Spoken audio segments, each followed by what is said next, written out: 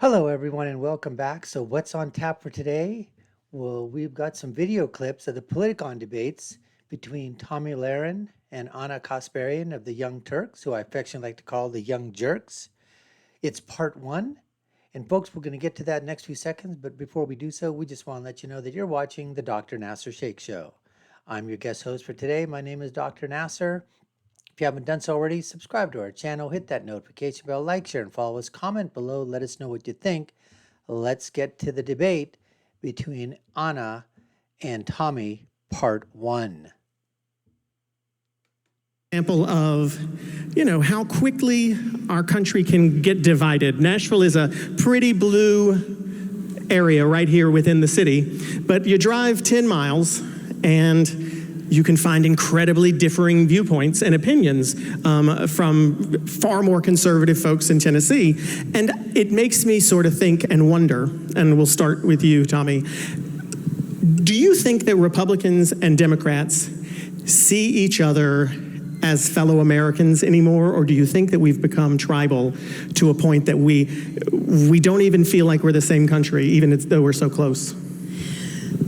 Obviously, because of the 2016 election, we've seen the battle lines being drawn, but I think a lot of Trump supporters feel as though we've been cast out and alienated. So that's part of the problem. I don't think anybody wants division in this country, but I think for those Trump supporters out there, those conservatives out there, we've kind of been pushed to the wayside. You're a racist, you're a bigot, you're intolerant. Once we've been name called to that extent and we've had our characters assassinated to such an extent, it's hard to repair that once you've called somebody such horrible names, once you've called people white nationalists and racist just because they support this president. Naturally, we're going to be a little bit more defensive. Do you think, Ana, Ana, I'll just let you respond to that. It's the same question to you. Yeah, so I think that it's important to kind of understand some of the dynamics that influence the agendas of politicians, Donald Trump's being one of them. So it's an age-old trick for politicians to divide and conquer. And if you go back to the campaigning that Trump did and the type of rhetoric he used and the rhetoric he relied on to garner support, it was to divide people. It was to find the boogeymen, to find foreigners that are so scary and we all need to, worry about them. The immigrants are the reason why your economic situation isn't so great. The people of color are the ones who threaten your lives with the crime. That was rhetoric that was specifically meant to divide Americans, and it worked, unfortunately.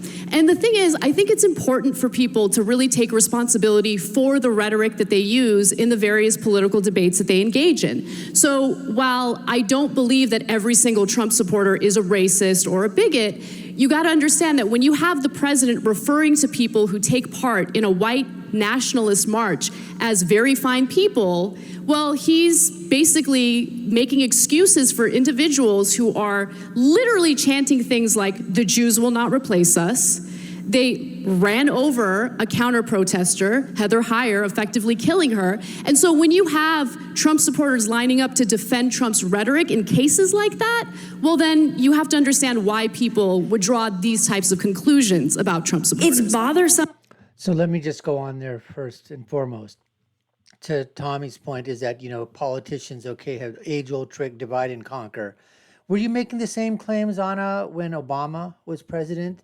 And, you didn't build that? And what he was basically doing in terms of dividing the country along racial lines, blacks versus whites, and the rhetoric that was coming out of Obama at that time? Did you mention any of that thing? Did you mention the racism and the bigotry that was occurring at that point? No, I don't think you did. I never heard of it. I never heard anybody on the progressive side or anybody in the media. You guys were prostrating and genuflecting and bending over backwards and forwards, no Vaseline being used to get it up the shaft, from Barack Obama and his acolytes. And the same thing happened with so many others on the left. Black Lives Matter. They're not racist. They're not bigots. They're a homo. Really? They're not? And then you have the audacity to say that this president and the conservatives and Republicans are, racist and bigots. The age-old trick is coming from your playbook, because all you do is, if you can't defend the position, you're a racist, you're a bigot, you're a homophobe, you're this phobe, you're that phobe, you're against everybody. If you look at the transcripts and you want to be true to yourself, what President Trump said at that thing in Charlottesville was what? There were people, and there are nice and fine people on both sides, but he wasn't talking about the ones that were marching to Nazi flags and doing the white power salute. He was talking about those people that were there to defend the statues and defend the history of this country. That's what they were doing there. To me, though, that Democrats, it's bothersome to me that Democrats do not call out Antifa, that they do not call out the numerous cases of conservatives being attacked. And Anna, you and I have kind of developed an unlikely camaraderie, friendship, whatever you want to call it, over the last couple of months. But when we're talking about rhetoric, let's be fair. You coined me white power Barbie a couple of years ago. So had never met me. So that's what a lot of conservatives go through, is that you never met us, you never talked to us. Now, I will say something in Anna's case. Listen, we all say things, and listen, if you can't, I understand white power Barbie, okay, it has its connotation, it has its underlying meaning. But listen, if you're going to enter into the arena of politics, if you're going to enter the arena of social media, if you're going to enter the arena of being a pundit on social media, political or anything else, you got to be able to take the stuff that comes at you, the name calling, the rhetoric, whatever the narrative that they try to form around you. Because look, they're doing what they have to do. They're doing their job, and same way here, we use hyperbole. A lot of times I talk about all the time that I place a lot of these people in the category what I call my acronym simmer, because they just simmer and they just stew in being so upset and so mad and they're never happy. They just simmer in it all the time. Democrats, progressives, moderates, the Hollywood hypocrites, the alphabet networks, they just simmer. SIMR stands for stupid, idiotic, moronic, and retarded. Okay, hyperbole. But sometimes we need something like that to get our point across. If I just say, you know what, they're just they don't know what they're talking about. Okay, fine. But you've got to add some oomph to it. So yes, she called her white power Barbie. Okay, all right. But you got to learn to take some of this stuff.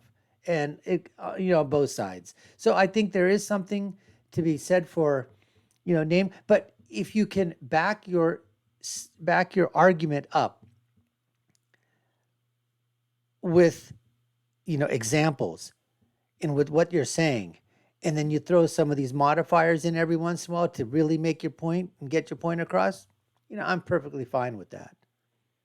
As you look at our viewpoints, and all of a sudden you can say, I don't agree with her politics, you can say, I don't agree with what she says, I don't like the facts that she uses, I don't like her support for this president. But when you blanketly just call somebody a white power Barbie or a white nationalist because you disagree with their politics, that's going too far. That's rhetoric that's also dangerous.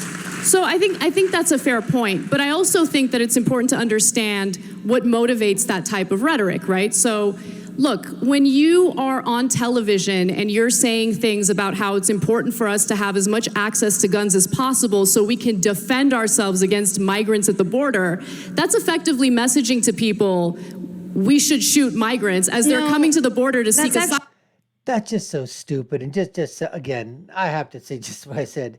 There's a simmer going on again. The simmer is going on again.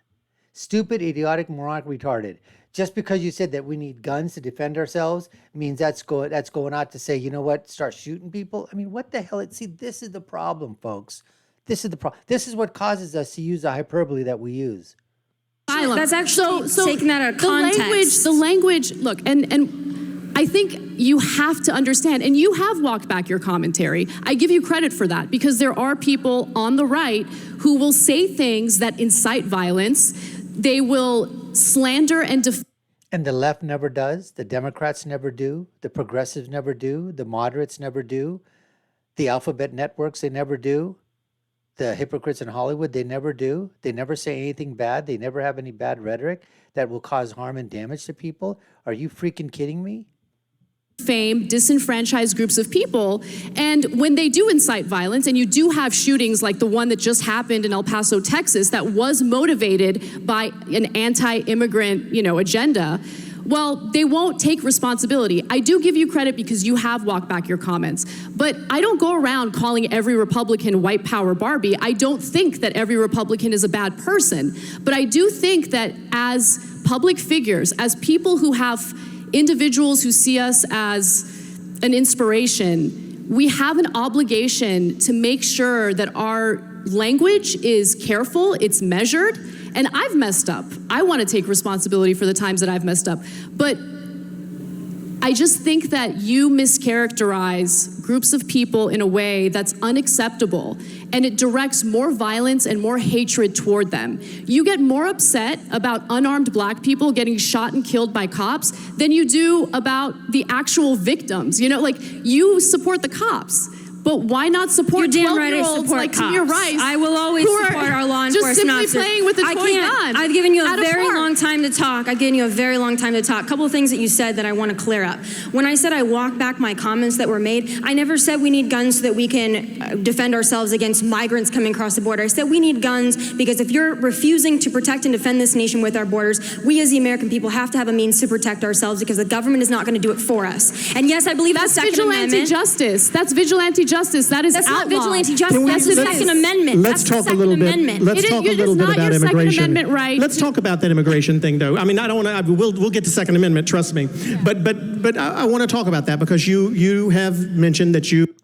So, anyways, in this part here, the initial stages of this debate, I think they both got their point across. But you can actually see, and I know, Tomi said that backstage and before, that they sort of, were getting along and everything.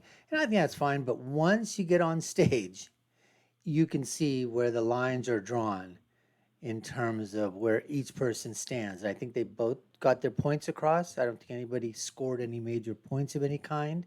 Tomi characterized, her positions.